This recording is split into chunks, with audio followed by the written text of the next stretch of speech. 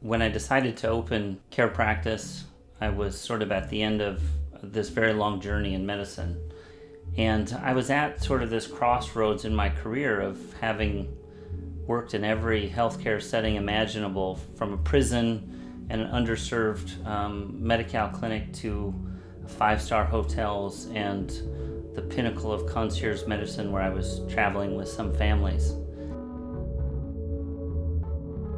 I wanted to find a place that made sense to me outside the system, and I sort of fell in love with this graffitied over storefront in the Mission and decided to make a go of it, and it was really one of those things that people really thought I was crazy to embark on.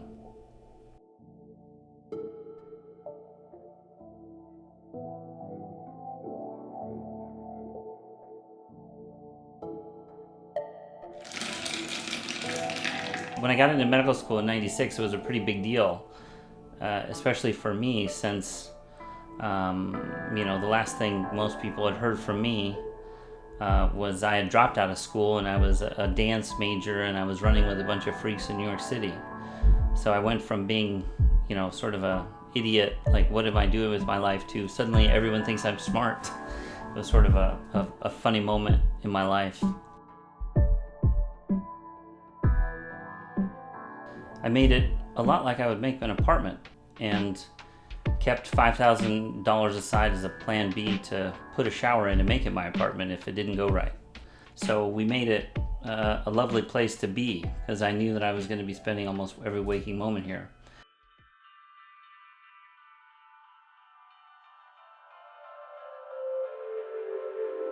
But I really wanted this place to feel like a home to creative people, because we have patients that come here from New York and LA and Paris and London. And they don't see a doctor that often, but they oftentimes will make sure they stop here when they travel through, and that's always been a special part of what makes us care practice.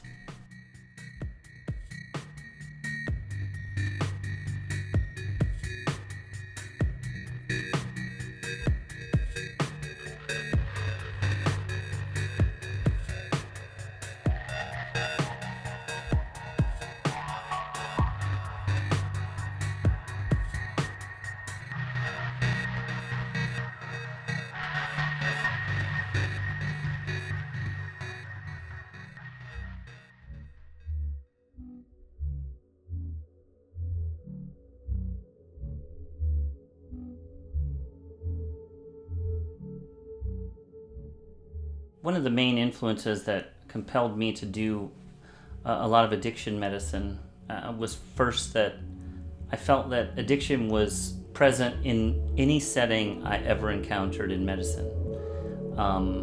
Whether we care to admit it or not, we are creating addicts as doctors. But another reason was early, towards the end of medical school, a friend had called me who had been addicted to heroin on the East Coast, and he had escaped to California to get away from it. He had told me about OxyContin, and he said, you need to check this out. They've literally made M&Ms filled with China white heroin that you can lick off in seconds. And I had asked him to show me, and I'd come into San Francisco because I was doing residency at UCSF in Sutter in Santa Rosa. And I came in, and he took me to meet some different dealers and brokers and people that were shipping OxyContin around the United States. It was like 3 or 4 people, I think.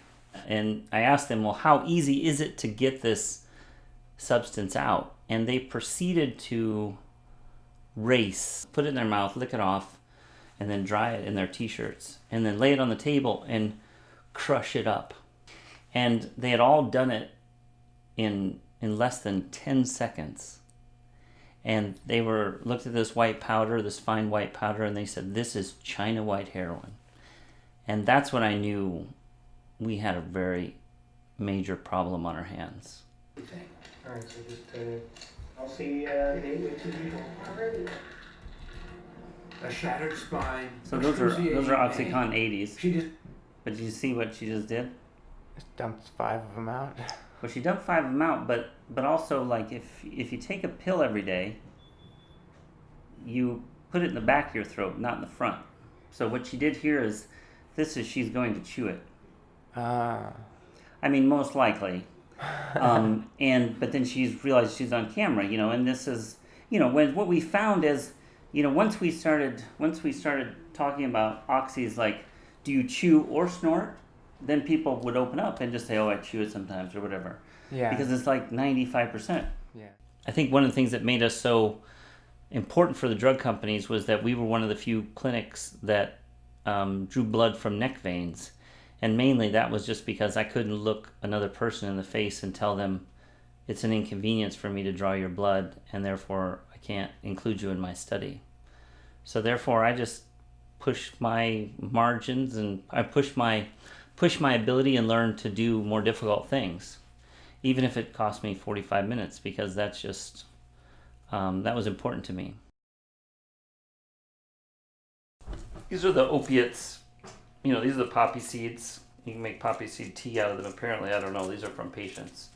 These are the things that we really focus on, like heroin, which you make from these. But almost 80% of the people that wind up addicted to heroin or overdosing on heroin actually start out with prescription medications.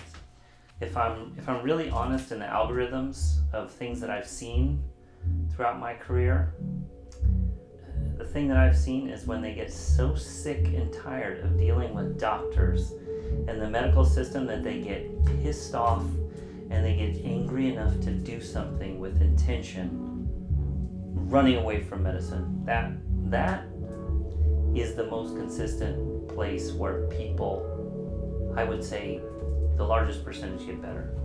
So what does that say to me about medicine? I don't know. But if I'm honest, that's the most consistent. People that are diving into medicine and trying to find their answers in pills and doctors, we can be of help, we can be advocates, we can help guide you, but we don't have the answers. And we've created a lot of these problems.